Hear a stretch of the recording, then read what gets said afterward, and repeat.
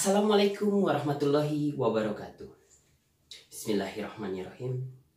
Alhamdulillahirabbil alamin wa bihi nasta'in ala umuri dunya waddin. Wassalatu wassalamu ala asyrafil anbiya'i wal mursalin wa ala alihi wa sahbihi ajmain. Amma ba'du. Pertama-tama mari kita panjatkan puji beserta syukur kita kehadirat Allah Subhanahu wa taala yang telah memberikan kita nikmat iman, Islam, dan juga ihsan kepada kita semua. Dan tak lupa salawat beserta salamnya mari kita curah limpahkan ke junjungan Nabi kita semua, yaitu Habibana wa Nabiyana wa Syafi'ina wa Maulana Muhammad Sallallahu Alaihi Wasallam. Dan tak lupa kepada keluarganya dan juga para sahabat-sahabatnya. Ya, perkenalkan, nama saya Anwar Mutakin. Anwar Mutakin itu kalimatnya berasal dari kalimat bahasa Arab yang artinya cahaya takwa. Meskipun terkadang penampilan saya ini agak sedikit dekil gitu ya, dengan penampilan rambut gondrong, tapi percayalah, saya itu bercahaya sejak lahir. Saya kuliah di Universitas Islam Nusantara, Fakultas Ekonomi, Program Studi Manajemen. Dalam kesempatan video kali ini, saya akan sedikit menjelaskan tentang manajemen risiko keuangan untuk memenuhi tugas mata kuliah tersebut. Nah, mungkin langsung saja ya. Sistem keuangan memegang peranan yang sangat penting dalam perekonomian seiring dengan fungsinya untuk menyalurkan dari pihak yang mempunyai dana kepada pihak-pihak yang membutuhkan dana. Apabila sistem keuangan tidak bekerja dengan baik, maka perekonomian menjadi tidak efisien dan pertumbuhan ekonomi yang diharapkan tidak akan tercapai. Oleh karena itu, kesinambungan pelaksanaan pembangunan nasional sangat dipengaruhi oleh kestabilan dan kekuatan sistem keuangan. Pertumbuhan jasa manajemen risiko yang cepat menunjukkan bahwa manajemen dapat meningkatkan nilai perusahaan dengan mengendalikan risiko keuangan. Jika nilai perusahaan menyamai nilai arus kas, masa depannya manajemen potensi risiko yang aktif dapat dibenarkan dengan beberapa alasan. Pertama, manajemen exposure membantu dalam menstabilkan ekspektasi arus kas. Manajemen exposure yang aktif memungkinkan perusahaan untuk berkonsentrasi pada risiko bisnisnya yang utama. Para pemberi pinjaman, karyawan, dan pelanggan juga memperoleh manfaat dari manajemen exposure. Akhirnya, ketika kerugian yang ditimbulkan oleh risiko harga dan suku bunga tertentu dialihkan kepada pelanggan dalam bentuk harga yang lebih tinggi. Manajemen exposure membatasi risiko yang dihadapi oleh konsumen. Pengertian risiko keuangan. Risiko keuangan adalah segala macam risiko yang berkaitan dengan keuangan. Biasanya diperbandingkan dengan risiko non-keuangan, seperti risiko operasional. Jenis risiko keuangan misalnya adalah risiko nilai tukar, risiko suku bunga, dan risiko likuiditas. Risiko keuangan adalah risiko yang timbul akibat ketidakpastian target keuangan sebuah usaha atau ukuran keuangan usaha. Target keuangan usaha adalah besaran target yang ditetapkan oleh wirausaha dalam kurun waktu tertentu. Sedangkan ukuran keuangan usaha adalah kondisi keuangan yang bisa berupa arus kas, laba usaha, dan pertumbuhan. Itu penjelasan menurut Bramantio Joham Putra. Lalu, tujuan manajemen risiko keuangan adalah untuk meminimalkan potensi kerugian yang timbul dari perubahan tak terduga dalam harga mata uang, kredit, komoditas, dan ekuitas. Risiko volatilitas harga yang dihadapi ini dikenal dengan sebagai risiko pasar.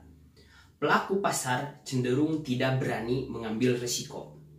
perantara jasa keuangan, dan pencipta pasar memberikan respon dengan menciptakan produk.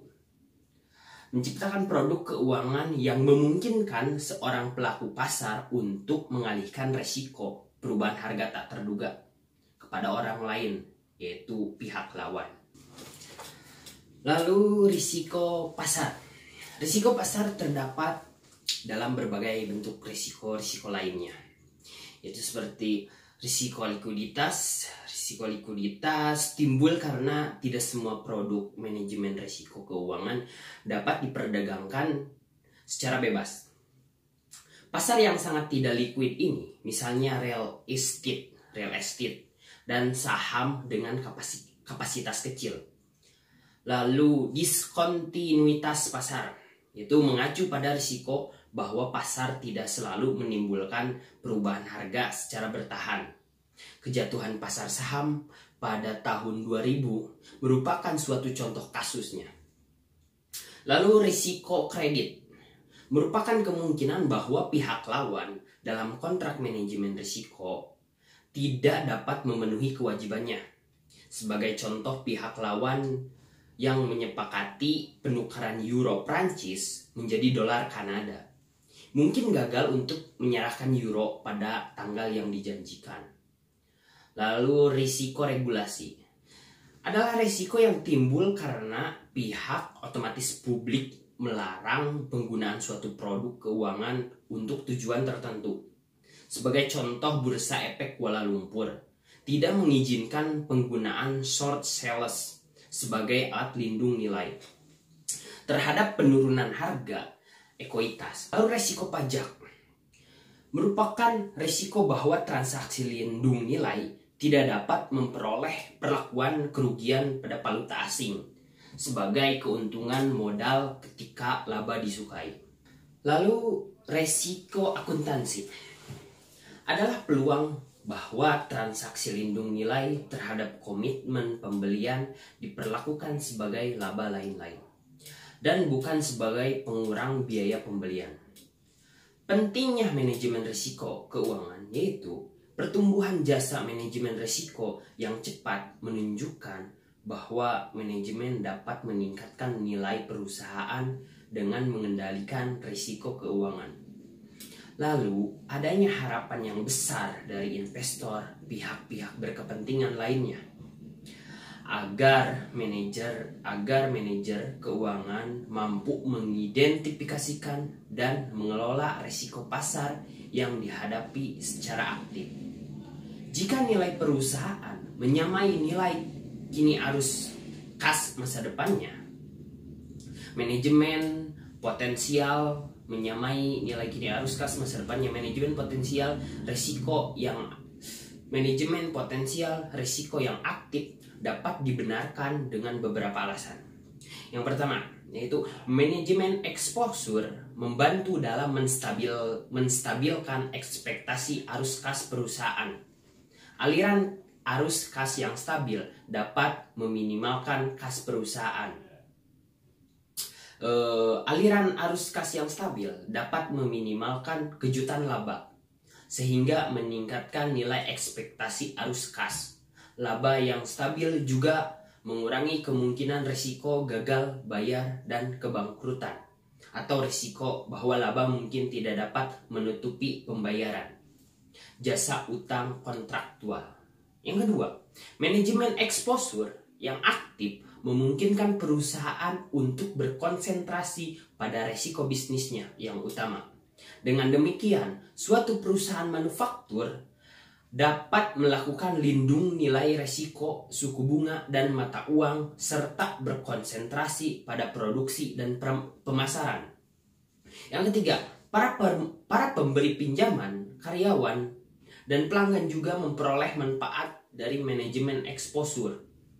Pemberi pinjaman umumnya memiliki toleransi risiko yang lebih rendah dibandingkan dengan pemegang saham, sehingga membatasi eksposur perusahaan untuk menyeimbangkan kepentingan pemegang saham dan pemegang obligasi. Yang pada akhirnya kerugian yang ditimbulkan oleh risiko harga dan suku bunga tertentu manajemen exposure membatasi risiko yang dihadapi oleh konsumen. Lalu, identifikasi risiko pasar. Kerangka dasar yang bermanfaat untuk mengidentifikasikan berbagai jenis risiko market yang berpotensi dapat disebut sebagai pemetaan risiko. Kerangka ini diawali dengan pengamatan atas hubungan berbagai risiko pasar terhadap pemicu nilai suatu perusahaan dan persaingannya. Dan biasanya disebut sebagai kubus pemetaan risiko. Istilah pemicu nilai mengacu kepada kondisi keuangan dan pos-pos kinerja operasi keuangan utama yang mempengaruhi suatu perusahaan. Risiko pasar keuangan utama yang mempengaruhi nilai suatu perusahaan. Risiko pasar mencakup risiko kurs, valuta asing, dan suku bunga, serta harga komoditas dan ekuitas. Dimensi ketiga dari kubus pemetaan risiko melihat kemungkinan hubungan antara risiko pasar dan pemicu nilai untuk masing-masing pesaingannya utama perusahaan. Lalu menguantifikasi penyeimbang. Peran lain yang dimainkan oleh para akuntan dalam proses manajemen risiko meliputi proses kuantifikasi penyeimbang yang berkaitan dengan alternatif strategi respon risiko. Akuntan harus mengukur manfaat dari lindung nilai dan dibandingkan dengan biaya plus biaya kesempatan berupa keuntungan yang hilang dan berasal dari spekulasi pergerakan pasar. Lalu manajemen risiko di dunia dengan kurs mengambang. Risiko kurs valuta asing adalah salah satu bentuk risiko yang paling umum dan akan dihadapi oleh perusahaan multinasional. Dalam dunia kurs mengambang, manajemen risiko mencakup yang pertama antisipasi pergerakan kurs, pengukuran risiko kurs falas yang dihadapi perusahaan, perencanaan strategi perlindungan yang memadai, dan pembuatan pengendalian manajemen risiko internal. Lalu lindung nilai investasi bersih dalam operasi luar negeri. Kapan saja sebuah anak perusahaan luar negeri yang memiliki posisi aktiva bersih terpapar dan nilai mata uang asing meningkat relatif terhadap mata uang induk perusahaan, salah satu cara untuk melindungi kerugian ini adalah dengan membeli kontrak forward. Lalu berspekulasi dalam mata uang asing. Peluang untuk meningkatkan laba dilaporkan dengan menggunakan kontrak forward dan opsi dalam pasar valuta asing.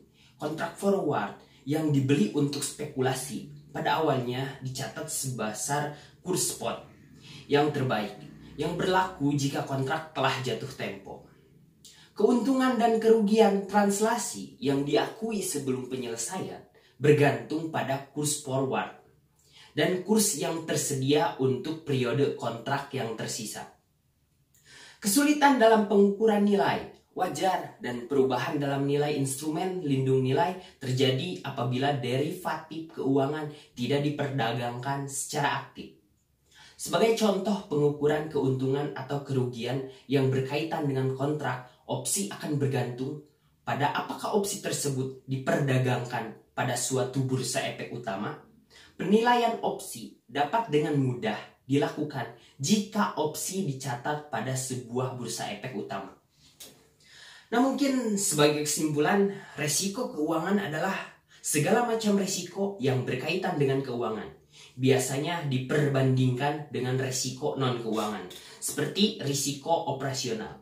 Jenis risiko keuangan misalnya adalah risiko nilai tukar, risiko suku bunga, dan risiko likuiditas. Risiko keuangan adalah risiko yang timbul akibat pastian target keuangan sebuah usaha atau ukuran keuangan usaha.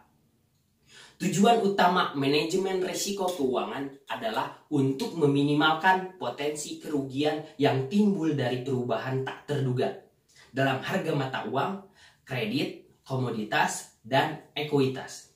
Risiko volatilitas harga yang dihadapi ini dikenal sebagai risiko pasar. Jenis-jenis risiko keuangan, risiko nilai tukar, risiko suku bunga, risiko likuiditas, risiko kredit, risiko permodalan, dan risiko pasar. Lalu terakhir peranan akuntansi. Identifikasi risiko pasar, menguantifikasi penyeimbang, dan manajemen risiko di dunia dengan kurs mengambang. Mungkin cukup sekian dalam video kali ini yang bisa saya sampaikan. Mudah-mudahan bermanfaat. Dan semoga wabah pandemi virus COVID-19 ini cepat berakhir dan perekonomian di negara kita bisa cepat pulih kembali. Dan selamat menunaikan ibadah puasa bagi yang menjalankan. Saya ucapkan terima kasih banyak. Mohon maaf apabila banyak kekurangan. Kebenaran hanyalah milik Allah Subhanahu wa taala dan dosanya mari kita tanggung bersama. Wallahul muwaffiq ila aqwamit thoriq. Wassalamualaikum warahmatullahi wabarakatuh.